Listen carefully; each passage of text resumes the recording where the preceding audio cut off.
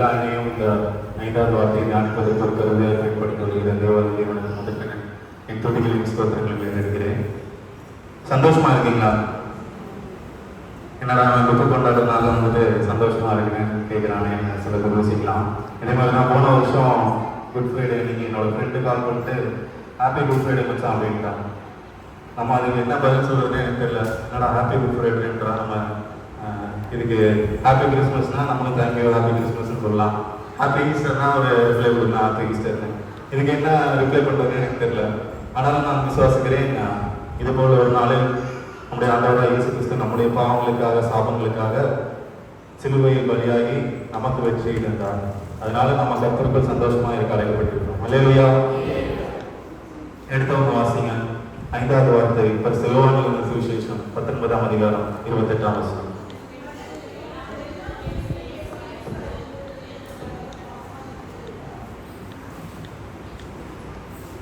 எல்லாம் முடிந்தது என்று இயேசு அறிந்து வேத வாக்கியங்கள் நிறைவேறத்தக்கதாக தாகமாக இருக்கிறேன் என்றார். பொதுவாக இந்த 5வது வார்த்தையாக இருக்கட்டும், இல்லை 7வது மற்ற 7 வார்த்தைகளும் பல ஆண்டுகளாக நம்ம பல செய்திகளை கேட்டிருக்கோம். ஸ்பெசிஃபிக்காக இந்த 5வது வார்த்தையை தியானிக்கும் போது பொதுவாக அதை 3 விதமாக கிளாஸிஃபை பண்ணுவாங்க.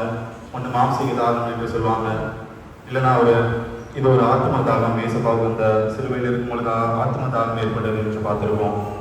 இல்லை இது இந்த சங்கீதங்கள் புஸ்தகங்களில் உள்ள தீர்க்க தரிசன வசனங்கள், ஏசாயா தீர்க்க தரிசனம் உள்ள தீர்க்க தரிசன வசனங்கள்லாம் நிறைவேறத்தக்கதாக ஒரு வேத வாக்கியம் நிறைவேறத்தக்கதாக இது ஆண்டவர் இந்த கூறியிருக்கிறார் என்று தியானித்திருப்போம். அதெல்லாம் நிச்சயமா உண்மைதான். ஏன்னா ஆண்டவராக இயேசு கிறிஸ்து பல மணி நேரங்களாக அந்த சிலுவையிலே நம்முடைய பாவங்களுக்காக தன்னுடைய ரத்தத்தை சிந்தி நம்முடைய சாபங்களுக்காக அவர் சிலுவையில் சாபமாகி தொங்கிக் கொண்டு இருக்கும்போது கண்டிப்பாக அவருக்கு உதடுகள் காய்ந்து நாவரண்டு கண்டிப்பாக மாம்சீக தாகம் ஏற்பட்டிருக்கும். அது மட்டும் இல்லை, நம்ம 2வது வார்த்தையில் பார்த்த மாதிரி அவருக்கு அந்த நிலைமையிலும் ஆத்ம தாகம் இருந்தது. நிச்சயமாக அதுவும் உண்மைதான். வேத வாக்கியம் நிறைவேறத்தக்கதாக கண்டிப்பாக இந்த வார்த்தையை கூறியிருப்பார், அதுவும் உண்மைதான். ஆனால் இதெல்லாம் நம்ம பல வருஷம் பார்த்தாச்சு. ஆனால் நம்ம இந்த வருஷம் இதை தியானிக்கும் பொழுது நம்ம இதிலிருந்து என்ன கற்றுக்கொள்ள முடியும் அப்படின்னு நான் அதை கற்றுக்கொண்டு உங்களுக்கு வெளிப்படுத்தணும் என்று நான் இயேசுவிடத்தில் கேட்கும் பொழுது இந்த வார்த்தையை ஒரு 3 பகுதியாக நம்ம சிந்திக்க போகிறோம். இந்த 3 பகுதியிலிருந்து 3 காரியங்களை நம்ம ஆண்டவர் கற்றுக் கொடுக்க விரும்புகிறார். முதலாவது பகுதியை அந்த வார்த்தையில எது பிரிக்கலாம் அப்படின்னா, எல்லாம் முடிந்தது என்று இயேசு அறிந்து. ஏன்னா ஆண்டவராக இயேசு கிறிஸ்து தாகமாக இருக்கிறேன் என்று டைரக்டா அந்த வார்த்தையை சொல்லலை. எல்லாம் முடிந்தது என்று இயேசு அறிந்து அப்படின்ற ஒரு முதல் பகுதியை நம்மளுக்கு அந்த இடத்துல பதிவிடுகிறார். ஏனென்றால் அவரால் எல்லாமே முடியும். நமக்காக இந்த உலகத்தில் ஒரு மனுஷ சாயலாகி நம்முடைய பாவங்களுக்காக இந்த பூமியில் தம்மை தாம் வெறுமையாக்கி மனுஷ சாயலானார்.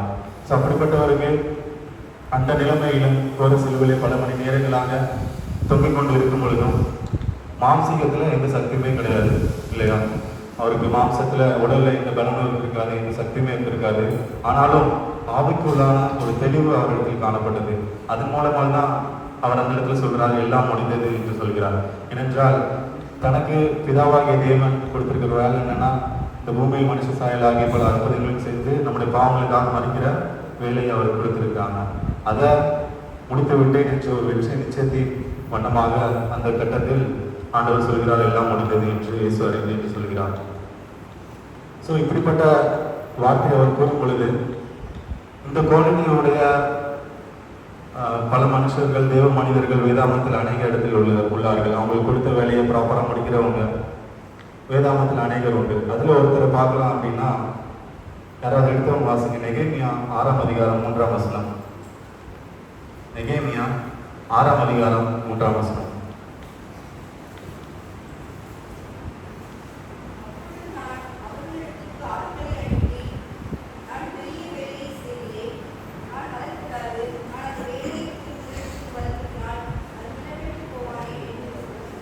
நெகேமியா அந்த இடத்துல சொல்றாரு, வேலையை விட்டு நான் வந்தேன்னா அந்த வேலை நின்று போயிடுமே, தடைப்பட்டு போயிடுமே என்று சொல்கிறார்.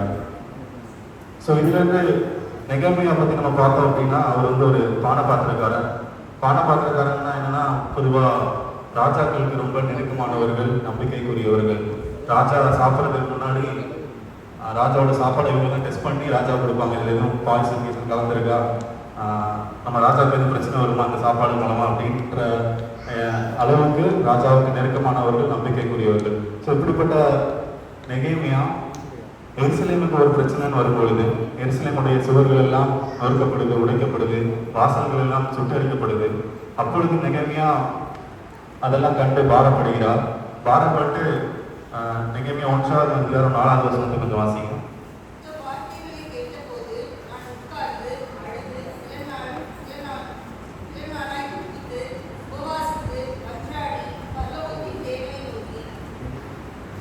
ஸோ எருசலேம் நகரம் இப்படி உடைக்கப்படுவதை மன்றாடுகிறார், அதற்காக ஜெபிக்கிறார், உபவாசம் இருக்கிறார். ஸோ அப்படிப்பட்ட உபவாசங்கள்லாம் இருந்து தேவனுடைய நேரத்துக்காக காத்துட்டு இருக்காரு. ஏன் காத்துட்டு இருக்காருன்னா அதெல்லாம் நம்ம 6ஆம் அதிகாரம் முழுசும் பார்க்க முடியும். அதில் 3வது வசனம் வாசிச்சோம். அவர் ராஜா இடத்தில் பெர்மிஷன் வாங்கிட்டு, ஏசப்பாவ இடத்துலையும் தேவனிடத்திலையும் பெர்மிஷன் வாங்கிட்டு திருப்பி அந்த எருசலேம் மதில்களை கட்டுகிறவராக இருக்கிறார். அது கட்டும் பொழுது அவருக்கு பல டிஸ்ட்ராக்ஷன்ஸ் வருது. அவருடைய எதிரிகள் மூலமாக அவருக்கு அவரை கவன சிதறல் படுத்த ட்ரை பண்ணுறாங்க. நீ எங்களுக்கு கீழே இறங்கி வாங்க என்று சொல்கிறாங்க. ஆனாலும் அப்பொழுதுதான் அவர் இந்த ரிப்ளை கொடுக்குறாரு 3வது வசனத்தில், நான் கீழே இறங்கி தான் இந்த வேலையை பார்க்குறது யார் என்று ரிப்ளை கொடுக்குறாரு.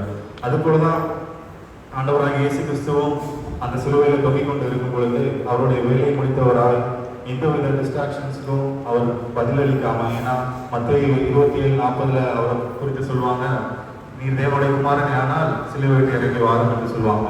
அதுபோலதான் இந்த நெகேமியாவுக்கும் கீழே இறங்கி வாரும் அப்படின்னு சொல்லும் பொழுது அவர் டிஸ்ட்ராக்ட் ஆகாம அவர் கொடுத்த வேலையை ப்ராப்பராக முடிக்கிறதுக்கான ஒரு வாஞ்சியை, ஒரு தாகத்தை உடையவராக இருக்கிறார். அதுபோலதான் நம்முடைய வாழ்க்கையிலும் நாம் எந்த வேலையை செய்தாலும், கொஞ்சம் படிக்கிறவங்களா இருக்கலாம், புது கல்வி ஆண்டு துவங்கும் போது அடுத்தது, இல்லை புது காலேஜ் சேரலாம், இல்லை வேலைக்கு போகிறவங்களா இருக்கலாம், இல்லை பிஸ்னஸ் செய்கிறவங்களா இருக்கலாம், விவசாய கரைகள் செய்கிறவங்களா இருக்கலாம். நம்மளுக்கு ஆண்டவர் ஒவ்வொருத்தருக்கும் ஒவ்வொரு காரணத்தை பர்பஸையும் கொடுத்துருக்கிறாரு. அந்த காரணத்தை பர்பஸ்லையும் நம்ம வெறும் துவங்குகளாக மட்டும் இல்லாமல் அதை எடுத்து முடிக்கிறவர்களாக காணப்பட வேண்டும் என்று ஆண்டவர் இந்த நேரத்தில் நம்மளுக்கு கற்றுக் கொடுக்கிறவராக இருக்கிறார். ஏனென்றால் நெகேமியா என்பவர் இந்த எருசலேமில் மதிலை கட்டும் போது ஒரு பிசிக்கலான அந்த வாளை கட்டுகிறார். அதுபோல ஆண்டவராக இயேசு கிறிஸ்து நம்முடைய பாவங்களுக்காக நமக்கும் தேவனுக்கும் ஒரு ஆவிக்குரிய பாலத்தை அந்த சிலுவையிலே கட்டுகிறவராக காணப்பட்டார். அதுபோல இவங்க 2 பேரும் அவங்களுக்கு கொடுத்த வேலையை கரெக்டாக முடிச்ச மாதிரி நமக்கும் இந்த உலக பிரகாரமான காரியங்களில் அநேக வேலைகளை நம்மளுக்கு கொடுத்துருக்கிறாங்க. அதையும் ப்ராப்பராக நம்ம கம்ப்ளீட் பண்ண ஆண்டவர் நமக்கு கஷ்டப்படுகிறவராக இருக்கிறார். அதை நம்ம செய்யும்போது முழு கவனத்தோடும் முழு பாரத்தோடும் அதை செஞ்சால் கண்டிப்பாக அதனுடைய வெற்றியை ஆண்டவர் நமக்கு தருகிறவராக இருக்கிறார். 2வதாக பார்த்தோம் அப்படின்னா 2வது பகுதி, முதல் பகுதி எல்லாம் முடிந்தது இயேசு அறிந்தார் அந்த பகுதி. 2வது பகுதி வேத வாக்கியம் நிறைவேறத்தக்கதாக இந்த 2வது பகுதியை சிந்திப்போம். இந்த 2வது பகுதியை சிந்திக்கிற போது கண்டிப்பாக அவர் இந்த வார்த்தையை ரேண்டமாக சொல்ல, எடுத்தோ கவுத்தல் இந்த வார்த்தையை சொல்ல, அவர் வேத வாக்கியம் நிறைவேறத்தக்கதாக காரணமாக இருக்கிறேன் என்று சொல்லும் பொழுது, ஏனென்றால் யோவான் எழுதின 1ஆம் சுவிசேஷத்திலேயே நம்ம 1ஆம் வசனம் பார்த்துருப்போம். அதிலே வார்த்தை இருந்தது, அந்த வார்த்தை தேவனிடத்தில் இருந்து, அந்த வார்த்தை தேவனாக இருந்து பார்த்துருப்போம். அதே அதிகாரத்தில் 14வது வசனம் எடுத்தவங்க யாராவது வாசிங்க அப்படின்னா,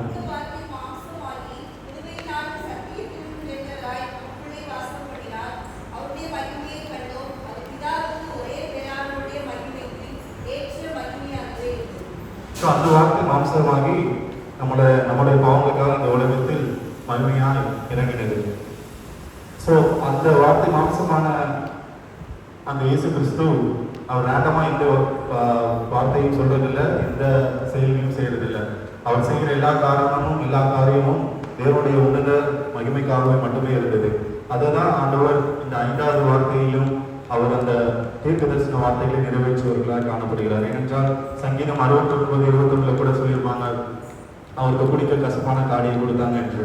ஸோ அதெல்லாம் இப்படிப்பட்ட வேத வார்த்தைகள் நிறைவேறத்தக்கதான் இந்த வார்த்தையை சொல்கிறவராக காணப்படுகிறார். அதுபோல இன்னும் இதுக்கான பல உவமைகளும் தேவ மனிதர்களும் நம்ம பைபிளில் இருக்காங்க. நம்ம 1வது வார்த்தையை தியானிக்கும் போது பார்த்தோம், யோசேப்பை பற்றி பார்த்தோம். ஸோ இந்த யோசேப்பு என்பவர் 1வது வார்த்தையை தியானிக்கும் பொழுது அவருடைய குவாலிட்டியை பற்றி பார்த்தோம். அவர் ஒரு மன்னிக்கக்கூடியவர், தெய்வ பக்தி உள்ளவர் என்று பார்த்தோம். அந்த மன்னிக்கக்கூடியவர் அந்த குவாலிட்டி இருந்ததுனால அவரால் எவ்வளோ பிரச்சனை வந்தாலும் அவருக்கு எகிப்தின் ராஜாவோட அதிபதியாக ஏறக்கூடிய அந்த சாக்கியத்தை ஆண்டவர் அவர்களுக்கு கொடுத்தார். ஆனால் இப்போ நம்ம பார்க்கணும் அப்படின்னா யோசேப்பை பற்றி இன்னொரு ஆங்கிளில் ஸ்டடி பண்ணலாம் அப்படின்னா, ஆதியாகமம் 37:5 வாசிச்சிங்கன்னா 5வது வசனம், ஆதியாகமம் 37:5 வசனம்.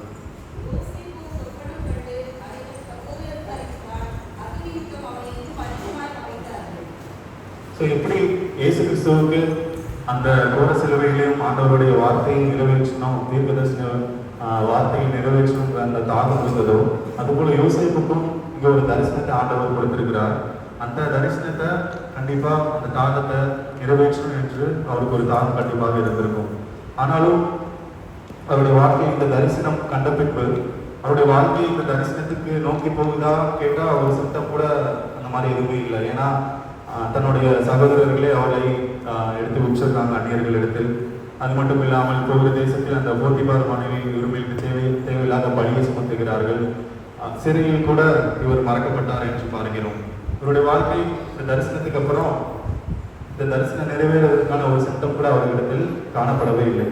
ஆனாலும் ஒரு கட்டத்தில் ஆண்டவராய் இயேசு கிறிஸ்து அவருடைய தரிசனத்தை நிறைவேற்றுவவராய் காணப்பட்டார்.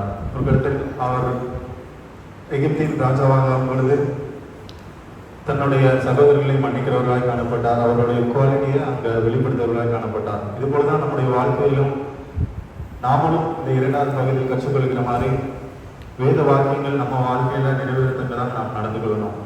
நம்முடைய வாழ்க்கையிலும் சில பேருக்கு நம்ம தரிசனங்களை ஆண்டவர் கொடுத்திருக்கலாம். உங்கள் வாழ்க்கை எப்படி இருக்க போகுது, செலுத்தி கட்டளையிட போகிறார் என்ற தரிசனங்கள் வாக்குத்தத்தங்கள் நம்ம வாழ்க்கையில் கொடுத்திருக்கலாம்.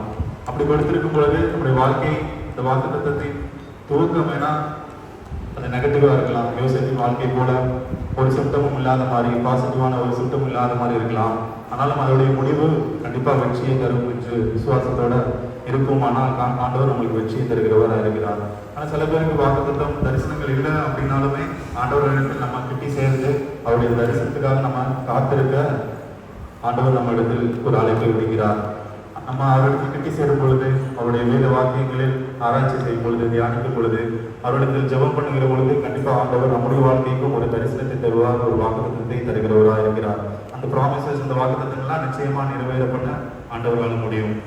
இப்போ மூணாவது பகுதிக்கு வந்தோம் அப்படின்னா, இப்போதான் மெயினான வார்த்தைக்கு வர நான் தாகமாக இருக்கிறேன். எல்லாம் முடிந்தது என்று பார்த்தோம். அதில் நெகமியாவும் அதே மாதிரி தன்னுடைய வேலையை முடித்தவராய் பார்த்தோம். அது மட்டும் இல்லாமல் இரண்டாவது பகுதியில் வேத வாக்கியம் நிறைவேறத்தக்கதாக இந்த வார்த்தையை சொல்கிறான்னு பார்த்தோம். அது மாதிரி யோசேப்போட வாழ்க்கையிலும் ஆண்டவராக இயேசு கிறிஸ்து அவர் கொடுத்த அந்த தரிசனத்தையும் ஆண்டவர் கடைசியாக நிறைவேற்றினார் என்று பார்த்தோம். இந்த மூன்றாவது பகுதி நான் தாகமாக இருக்கிறேன் என்று வரும்பொழுது, அவருக்கு தாகமாக இருக்கிறேன் என்று இந்த வார்த்தையை அவர் ஒரு ரெக்வஸ்ட்டாக வைக்கல எங்கேயுமே. ஏன்னா நான் தாகமாக இருக்கிறேன்னா தண்ணி தாங்கன்னு கேட்கலாம், இல்லை எனக்கு ரொம்ப தாகமாக இருக்குன்னு இறக்கி விடுங்க அப்படின்னு எதுவுமே அவர் வேண்டுகோள் வைக்கல, ரெக்வஸ்ட் வைக்கல. ஆனால் அவர் கமாண்டாக சொல்கிறாரு, நான் தாகமாக இருக்கிறேன் என்று சொல்கிறார். ஏனென்றால் அவருக்கு தெரியும் இந்த தாகத்தை பற்றி பேசும் பொழுது இது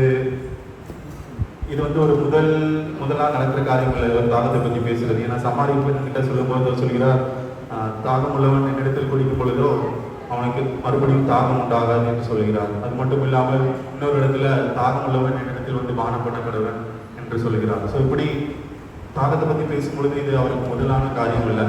ஆனாலும் நம்மிடத்தில் நம்முடைய வாழ்க்கையிலும் ஒவ்வொருத்தருக்கும் ஒவ்வொரு விதமான தாகமும் ஆட்சியும் இருக்கும். ஃபார் எக்ஸாம்பிள் நம்ம சிலர் ரொம்ப எக்ஸ்பிரசிவான தாகமுடையவர்களாக இருப்போம். ஃபார் எக்ஸாம்பிள் உங்களுடைய இயக்கங்களுக்காக தேவைகளுக்காக சிலர் நல்ல ஆண்டவரிடத்தில் ஜெபம் பண்ணி ஆண்டவரிடத்தில் உபவாசம் இருந்து உங்களுடைய கோரிக்கை அறிக்கைப்படுத்துகிறவர்களாக இங்கே இருக்கலாம். அப்படிப்பட்ட தாகமுடையவர்கள் அனைவரும் உண்டு. சிலருடைய தாகம் எப்படி இருக்கும் அப்படின்னா, பொருத்தனை பண்ணுவாங்க. அவங்களுடைய தாகத்தை இயக்கத்தையும் ஆண்டவர் தீர்ப்பதற்காக ஆண்டவரிடத்தில் பொருத்தனை செய்து அவர்களை தாகத்தை தீர்க்கணும்னு நினைச்சு பொருத்தனையை ஏறெடுப்பார்கள். ஆனால் இப்போ சிலருடைய தாகம் எப்படி இருக்குன்னா, அவங்க ரொம்ப சைலண்டாக இருக்கும். ஃபார் எக்ஸாம்பிள் நம்ம மேவி போசத் எத்தனை பேர் கேள்விப்பட்டிருக்கீங்க? மேவி போசத் என்பவர் யாரு? யோனாத்தானுடைய மகன், சவுலுடைய பேரன். ஸோ அவர் அவருக்கு அவர் தாத்தாவும் அப்பாவும் யுத்தத்தில் மடிந்து போகிறார்கள். அந்த பிரச்சனை நிமித்தம் அவர் 5 வயதாக இருக்கும் பொழுது அவர்களை கொண்டு போகும்போது அவர் கீழே விழுந்து அவருடைய 2 கால்களும் முடக்கப்படுது. அவர் லோபிதர் என்ற ஒரு தேசத்தில் விடப்படுகிறார். அங்கே அந்த தேசம் என்பது மிகவும் தரிசான தேசம், எந்தவித செழிப்பும் இல்லாத தேசம். அந்த தேசத்தில் விடப்படுகிறார். ஆனால் ஒருபோதும் அவர் எங்கேயுமே நான் ராஜா வீட்டு மகன், எனக்கான ரெக்கக்னிஷன் எனக்கு எங்கேயுமே கிடைக்கல, எனக்கான ரிவார்ட்ஸ் எங்கேயுமே கிடைக்கல. ஏன்னா இப்போ நம்ம உலக பிரகாரமான நம்ம ஒரு சின்ன பையனாக இருக்கோம். நான் ஸ்கூல் படிக்கும்போது என் ஃப்ரெண்டு ஒருத்தன் 6th படிக்கும்போது என்னோட அப்பா பெரிய பிஸ்னஸ் மேன் அப்படின்னு சொல்லுவான். சொல்லிட்டு வீடு ஓடக்கரை தான். ஓடக்கரையில் எங்கள் வீட்டில் மேலே ஹெலிபேட்லாம் இருக்குது, ஹெலிகாப்டர்லாம் வந்து இறக்க சொல்லுவாங்க. ஸோ அது உண்மையாக போயிடான்னு அது முக்கியம் இல்லை. ஆனால் இப்படி நம்ம ஒரு சின்ன பிஸ்னஸ் பையனாக இருக்கும்போதே நம்மளுக்கு சின்ன வயசில் பெரிய ஒரு பெருமையும் இல்லை ஒரு பெரிய ஆசையும் நம்மளுக்கு இருக்கும். ஆனால் இங்கே ஒரு பெரிய ராஜாவுடைய சந்ததியிலிருந்து வருகிற இந்த மேரி கோசே அந்த அவர் விடப்பட்ட தேசத்திலே அமைதியாய் அவருடைய தாகத்திற்காக காத்திருக்கிறார். எங்கேயுமே போய் எதுவுமே யாரிடத்துலையும் வேண்டுகோள் வைக்கல, நான் ராஜாவின் பையன் என்று சொல்லலை. ஆனாலும் அவர் 2 விஷயம் காப்பாற்றது பாருங்க. என்னவென்றால் 1 சாமுவேல் 20ஆம் அதிகாரம் 15ஆம் வசனம். 1 சாமுவேல் 20ஆம் அதிகாரம் 15ஆம் வசனம்.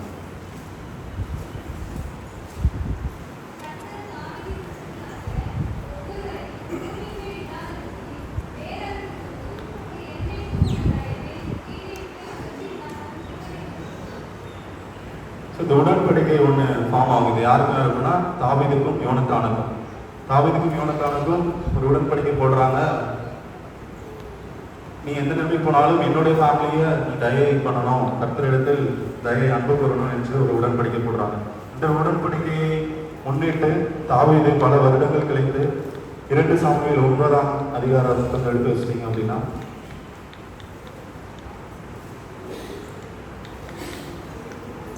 2 சாமுவேல் 9ஆம் அதிகாரம்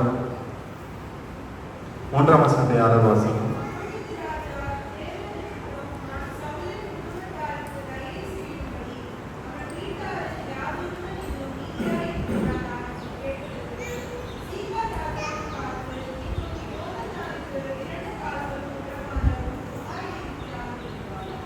முதலாவது அந்த உடன்படிக்கை அவரை காப்பாற்றுறதுக்கான ஒரு தருணத்தை ஏற்படுத்தி கொடுக்குறது. அவருடைய சைலண்டான அந்த தாகத்தை தீர்க்கிறதுக்காக இந்த ஒரு சிச்சுவேஷனை ஏற்படுத்தி கொடுக்குது. அப்பொழுதுதான் அந்த தாவீது ராஜா சொல்கிறார் பாருங்க, அவருடைய இறக்கத்தினால் அல்ல, தேவன் நிமித்தம் நான் சவுலின் குடும்பத்தாருக்கு தயவு செய்யப்படி. அங்க அவருடைய கைண்ட்னஸ், அவருடைய இறக்கம் செய்யப்படலை, தேவனுடைய நிமித்தம் அவருடைய மேரி கோசாத்துடைய தாகம் அங்கே தீர்க்கப்படுகிறதா இருக்கிறது. அவர் எந்த இடத்துலையும் போய் அறிக்கையிடலை, நான் ராஜாவின் மகன் என்று அறிக்கையிடலை, தாவீது எனக்கு உதவி செய்யணும் என்று அறிக்கையிடலை. ஆனாலும் அந்த உடன்படிக்கையும் தேவனுடைய இறக்கமும் தேவனுடைய சித்தமும் அவருடைய தாகத்தை அந்த இடத்தில் தீர்க்கிறதா இருக்கிறது. அதுபோலதான் நம்முடைய வாழ்க்கையில் பல சூழ்நிலைகளில் நம்ம நிறைய பேர் நான் சொன்ன மாதிரி எக்ஸ்பிரசிவ் தாகம் பெருசாக ஜோம் பண்ணுறவங்க இருக்கலாம். நம்மளுடைய தாகத்துக்காக இயக்கத்துக்காக பல பேர் ஜோம் பண்ணுவீங்க. ஆனால் சிலருடைய வாழ்க்கை எப்படி இருக்கும் அப்படின்னா, மேரி கோசாத் போல தங்களுடைய தாகத்திற்காக சைலண்டாக இருப்பாங்க, காத்து கொண்டு இருப்பாங்க. ஸோ அப்படிப்பட்ட தாகத்தையும் ஆண்டவர் தீர்க்க வல்லமை உள்ளவராக இருக்கிறார். ஏனென்றால் என்னுடைய பர்சனல் லைஃப்பில் ஒரு நடந்த சம்பவம் என்னன்னா, நான் 12th படிக்கும்போது எங்கள் ஸ்கூலில் ஸ்போர்ட்ஸ் டேங்கிறது நல்ல கிராண்டாக நடக்கும். அப்படிப்பட்ட ஸ்போர்ட்ஸ் டே ஃபைனலுக்காண்டி ஒரு செலெக்ஷன் வைக்கிறாங்க, 100 மீட்டர் ரன்னிங் ரேஸ், ஒரு ஸ்கூல் டே. அப்போது நான் செலெக்ஷன் ஓடுறேன், சும்மா கிளாஸ் கட்டடிக்கலான்னு நிறைய பேர் எல்லாரும் கலந்துக்கிட்டோம். அப்போது நான் செலெக்ஷனில் நான் இப்போ பெருசாக ரன்னிங்லாம் கலந்துக்கிறது இல்லை, கிரிக்கெட் விளாடுவேன். ஆனால் அந்த ரன்னிங் அப்போது ஓடுபோது சும்மா 3rd செலக்ட் ஆகிட்டேன். ஸோ அந்த நிறைய செட் வைப்பாங்க, 6 பேராக ஒரு 3-4 செட் வைப்பாங்க. அதில் ஒரு செட்டில் நான் 3rd செலக்ட் ஆகிட்டேன். அப்போது next day sports day final அதில் ஓடணும். அப்போ எனக்கு ஓடும்பொழுது, ஏன்னா மற்ற எல்லாருமே பெரிய பெரிய ட்ரெயின்டு அத்லெட், அதுக்காண்டியே டெய்லி ப்ராக்டிஸ் பண்ணுவாங்க, அவங்களாம் ரன்னிங் ஓடுவாங்க. ஆனாலும் 3rd செலக்ட் ஆனதும் எனக்கு ஒரு வாஞ்சி வந்துருச்சு, எனக்கு ஒரு தாகம் வந்துருச்சு. நம்மளும் அடுத்த நாள் எப்படியாவது ஜெயிக்கணும். ஏன்னா எல்லா பேரண்ட்ஸும் வருவாங்க, டீச்சர்ஸ் இருப்பாங்க, ஃப்ரெண்ட்ஸ் இருப்பாங்க, நாளைக்கு அசிங்கப்பட்டுட்டா நல்லா இருக்காது அப்படின்னு எனக்கு ஒரு தாகம் இருந்தது. நான் அந்த செலெக்ஷன் முடிஞ்சோடனே எங்கள் அம்மாட்ட வந்து சொல்கிறேன், எப்படி நீங்கள் செலெக்ஷன் வச்சாங்கம்மா, செலக்ட் ஆகிட்டேன், நாளைக்கு ஓடணும், எல்லோரும் ஸ்பைக்ஸ்லாம் போட்டு ஓடுவாங்க, நான் சும்மா வெறுக்கால தான் ஓடினேன், என்ன ஆக போகுதுன்னு தெரியல அப்படின்னு எங்கள் அம்மா சொல்லிட்டு நான் டியூஷன் போயிட்டேன். ஆனாலும் நான் டியூஷன் போயிட்டு ஒரு 2 மணி நேரத்தில் வீட்டுக்கு வரதுக்குள்ளே என்னோட அம்மா திருச்செந்தூர் போய் அந்த ஒரு ரன்னிங் ஷூ, அவங்களுக்கு எப்படி இருக்குன்னே தெரியாது, அது ரன்னிங் ஷூ, அந்த ஸ்பைக்லாம் இருக்கும், ஆணிகள்லாம் பின்னாடி அந்த ஷூவில் குத்தி இருக்கும். அப்படிப்பட்ட ஷூவை கரெக்டாக பார்த்து வாங்கிட்டு வந்துட்டாங்க. எனக்கு வீட்டுக்கு வந்து பார்த்தா ஒரு சர்ப்ரைஸ். அது பார்த்து எனக்கு ரொம்ப சந்தோஷமாகிடுச்சு. ஸோ செலெக்ஷனில் 3rd வந்தேன்னா அந்த ஷூவை போட்டுட்டு அடுத்த நாள் ஓடும் பொழுது ஃபைனலில் எல்லாருக்கும் முன்னாடி ஃபஸ்ட்டு வந்துட்டேன். அது எனக்கே பெரிய ஆச்சரியம்.